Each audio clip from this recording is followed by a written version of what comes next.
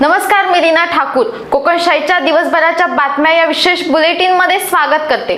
चला तर मग जाणून घेऊया सिंधुदुर्ग जिल्ह्यासहित संपूर्ण कोकण आणि अखंड महाराष्ट्रात नेमकं काय काय घडलं।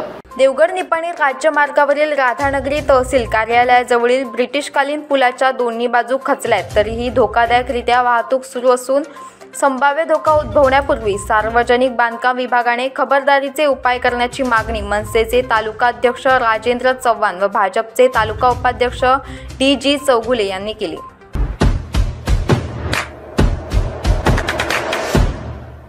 वयोवृद्ध महिलेची निर्घृणपणे हत्या करण्यात आली। या घटनेविरोधात वैभववाडी तालुकावासी एकवटले, यात सर्व पक्षीयांचा समावेश होता।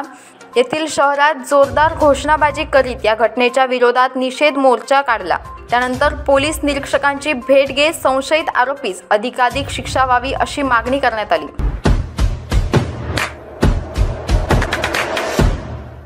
नांदगाव रोड रेल्वे थांबा येथे राज्यराणी तुतारी एक्सप्रेसला आजपासून केंद्रीय मंत्री नारायण राणे यांच्या प्रयत्नांनी थांबा मिळालाय, त्यामुळे प्रवाशांनी त्यांचे आभार व्यक्त केलेत। भाजप कार्यकर्ते व त्रिमूर्ती रिक्षा संघटना नांदगाव रेल्वे स्टेशन यांनी ढोल ताशांच्या गजरात तुतारी एक्सप्रेसचे जंगी स्वागत केले।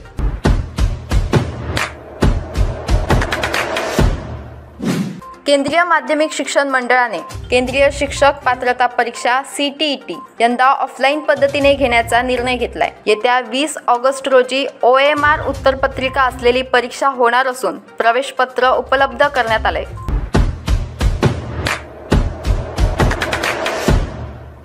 कुडाळ वेंगुर्ले मार्गावरील कुडाळ शहरातील गवळदेव मंदिरानजीक विद्युत खांबावर काम करताना विद्युत तारांचा शॉक लागून गंभीर जखमी झालेल्या महादेवचे केरवडे येथील कंत्राटी वायरमन धनंजय फाले यांचे उपचारादरम्यान 15 दिवसांनी निधन झाले।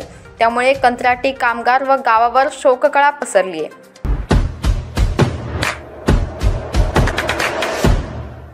याबरोबरच कोकणशाहीच्या दिवसभराच्या बातम्यांमध्ये इथेच थांबतोय, पण तुम्ही मात्र दिवसभराचे अपडेट्स आणि ताज्या घडामोडी जाणून घेण्यासाठी कोकणशाहीचं YouTube चॅनल सबस्क्राइब करा, फेसबुक पेज लाईक करा आणि Instagram पेजला फॉलो करायला विसरू नका।